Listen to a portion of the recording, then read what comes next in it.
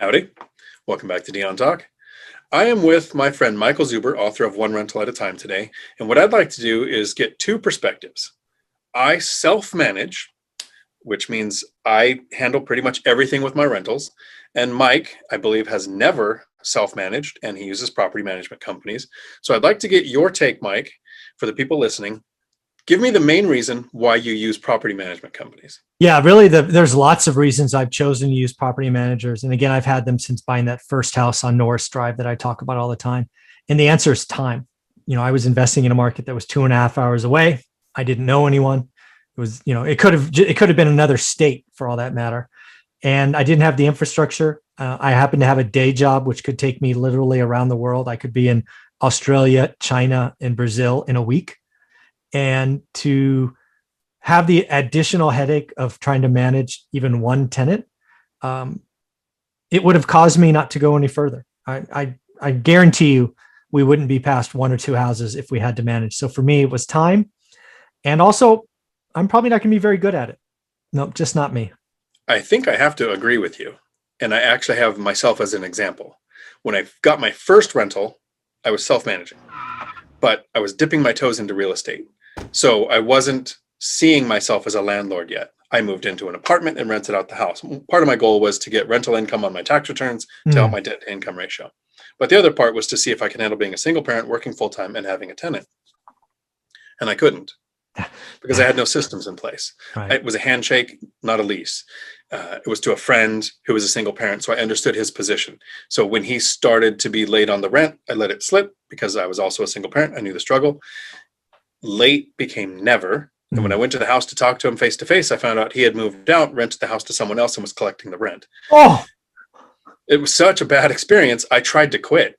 It was around 2010. I was trying to give the house away. I was underwater on the mortgage. So even a subject to where somebody took over the mortgage wouldn't work. Houses were going for less than that.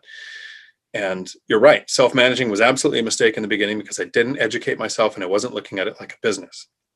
Luckily, since I was stuck with the property because I couldn't give it away, I kept it long enough to get a good tenant in there, educated myself with your information from BiggerPockets, some other content creators I watch, some books I listen to, got my strong leases in place. And for me, it was time that was important too. Mm-hmm. And the biggest detractor for me with a property management company and a property owner is that you have different goals. Yeah. The property owner wants tenants to be in place and turnover costs money.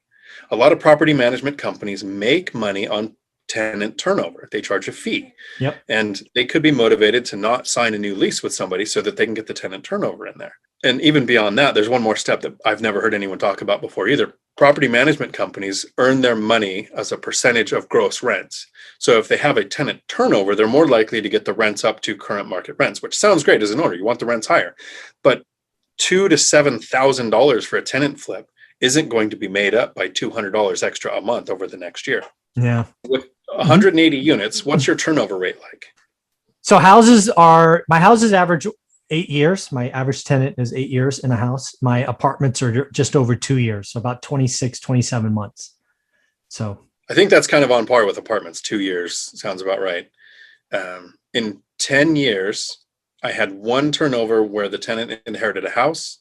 And then just this last year, a tenant went to the hospital and passed away. So I've had two tenant turnovers in 10 years since my first nightmare experience. So where you said you might not want to be a property manager because you think you might not be good at it. I have pretty decent people skills, and I kind of wouldn't want a property manager between me and the tenants. yeah. If I didn't have the people skills, then I would definitely want the property manager doing that type of work. But with my binder strategy, I get tenants to request a rent increase, to request longer leases. Some of my tenants have been referrals from other tenants. They say, we've never had a landlord who fixes things like you. And I really don't do much. I just, if I listen and then I send a handyman there to fix the problem. So it's not like I'm going there to fix them myself. What is your biggest frustration with property management companies? Well, lots of my frustrations were kind of systems or really in the beginning. I guess one thing I haven't shared with you is I fired the first 5. Right? My first 5 property managers averaged less than 9 months working for us. And by the time we got to the 5th one, I think we had 5 houses, maybe 6. So we were not big. But they didn't meet my expectations.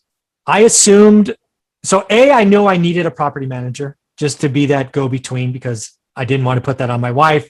I was out of the country. She was raising our daughter, all of these other things. So I knew that wasn't an option, but I was still going to be managing that property manager like they were an employee. And I would do surprise inspections. I'd tell them I was coming one week and I'd go the very next week and not tell them, for example. And it's shocking how much could change in a week. We would track all our expenses like, week to week. And I saw somebody try to hit me for the same water heater twice in 14 months. And, you can see bad behavior if you're watching close enough, which we were. So for me, the biggest headache with property managers is the biggest thing I had to do was clearly set expectations and manage to expectations. I expect this. I expect this. I want to have a call every Friday at 2:00. It's 30 minutes. I want to hear about collections, evictions, repairs. I want to look at the general ledger. So for me, it was really about, I guess the first couple, I was too naive, sort of like you, right? You do a handshake agreement. I assumed they were all the same. They're not all the same. I won't work with a property manager whose main owner is a real estate agent, right? Because I have seen multiple cycles now, and sometimes real estate is hot and that property manager disappears when they're collecting commission checks. The service to the tenants, the service to me as a landlord goes out the window. So there's lots of things I've learned, but the biggest thing I would tell you as somebody who's never self-managed is set your expectations and manage that manager like an employee. Be clear. I give everybody one chance, and by the second time, we're done. I'll go somewhere else. And what's funny is that's almost exactly word for word how I tell people to self-manage. You set expectations, hold your tenants to those expectations, hold yourself to those expectations. Just like your agreement with your property manager, you have expectations that you're going to do and that they're going to do, and you both have to do it. Mm-hmm. I think there's almost a chronology to it. Someday, I am going to have a property manager. But not today. Yeah, not today. I'm really glad, though, that I self-managed first because I know how much time it takes to coordinate with a handyman to get light replaced if it's in a high recess or something. So I'll know what to look for if I'm being taken advantage of. And another thing to think about is when you're first starting out, it's really hard to hire a property manager because you don't have much leverage. Yeah. You have one, maybe two rentals. So you're going to be paying 10%. You're probably going to be paying half a month's rent or a full month's rent to place a tenant. Once you have 5, 6, or 10 properties, like my brother has 10 properties, he uses property management. He's got it down to 6% now with, I think, like a $300 tenant placement fee. So it's a pretty good arrangement for him, but he travels a lot. So it makes a lot more sense for him to have a property manager. In 2020, with 14 units, because I've added a duplex since then, I spent 27 hours in total self-managing my properties, and I log all of the time. Wow. If there were years where you were talking to property managers every Friday to have that phone call, it sounds like you were spending more time with your property manager than I was spending self-managing. Yeah, it's probably very true. It's gone in peaks and valleys. I would say for that first decade, again, because it's not only my time, my wife and I split duty, so I got to include her time. We were probably spending 4 to 5 hours a week between sort of recreating the general ledger, of auditing this, driving down there. Yeah. Figure 5 hours a week times 50, that's 250 hours. So. Yeah. And then you invested at a distance. That's another factor too. I hear people talking about, I did a deal deep delve with somebody who invested in another state and he self-manages. And I think that's not crazy, but that's. You better have boots on the ground. Correct. Right. No. So even if it was more than an hour's drive away, I would definitely have a property manager. I didn't have that choice, right? Think about it, right? The only I live in one of the most expensive parts of the world. I spent a year trying to make it work here. It doesn't. So then I had to go 2.5 hours away one way, right? So that's a 5-hour day to see one property. That becomes a problem. Yeah, that wouldn't make sense. I invest all within an hour's drive.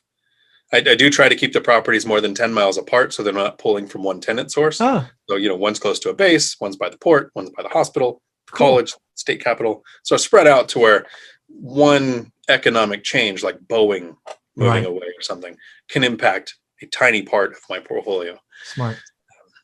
But it's easier to self-manage that way. Yeah. So I think in the end, it really comes down to the skill set the investor has, I agreed. investing closer at a distance, and do you have the time? Because it sounds like we both spent about the same amount of time self-managing once I had systems in place, and you managing the property manager. Yeah, I would agree with that. I think, yeah, just hearing us run through this, I think those first, I'll call it 3 years, that first learning lesson, you're either learning the lessons while dealing with tenants or you're learning to manage a property manager. I think there's, bumps in the road either way, but I do think it comes down to who you are as an individual. I think there's a nice nugget there, right? Do you have people skills? Are you comfortable talking to people? Is that just who you are, or are you scared, right? Are you uncomfortable? I think that's a big deal. And then let's say there are people out there that just don't want to have their tenants know who they are. Well, if that's the case, it's going to be really hard to self-manage, if you want to be, invisible. And the thing I want to say thanks for is you asked me to put together some training for the curriculum for One Rental at a Time Works. Yeah. And so I've thought out in the past, why do I self-manage? And I've thought, kind of how I self-manage, but having to put together the chronology of this is exactly how I do it and why I do it and what the results are, because once you measure results, you can improve results. Yes. That helped me putting it in a clear format. So anybody taking that course, I'm hoping they learn from it, but it was a good exercise for me to do as well. Yeah. People are raving about it. People have already sent me notes that they're very happy to see the content, and they keep asking for the binder content.